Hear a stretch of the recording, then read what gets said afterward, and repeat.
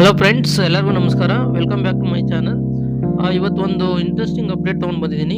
ಇದು ಬೆಂಗಳೂರಿನ ಮೆಟ್ರೋ ಪ್ರಯಾಣಿಕರಿಗೆ ಒಂದು ಗುಡ್ ನ್ಯೂಸು. ಆಗಸ್ಟ್ 10, 2025 ಎಲ್ಲೋ ಮೆಟ್ರೋ ಲೈನು ಉದ್ಘಾಟನೆ ಆಗ್ತಿದೆ. ಈ ಮಾರ್ಗ ಆರ್ ವಿ ರೋಡಿಂದ ಪ್ರಾರಂಭವಾಗಿ ಹಂಸಂದ್ರದಲ್ಲಿ ಎಂಡ್ ಆಗ್ತದೆ. ಈ ಮಾರ್ಗ ಟೋಟಲ್ 19 ಕಿಲೋಮೀಟರ್ ಇದೆ. ಮತ್ತು ಈ ಮಾರ್ಗದಲ್ಲಿ 16 ಸ್ಟೇಷನ್ಗಳು ಬರ್ತವೆ.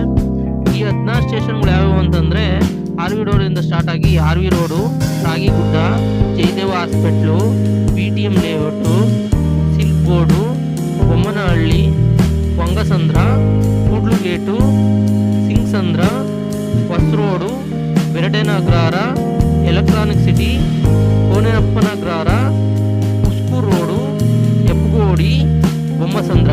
ಈ 16 ಸ್ಟೇಷನ್ಗಳು ಈ ಯೆಲ್ಲೋ ಲೈನ್ ಮಾರ್ಗದಲ್ಲಿ ಬರ್ತವೆ.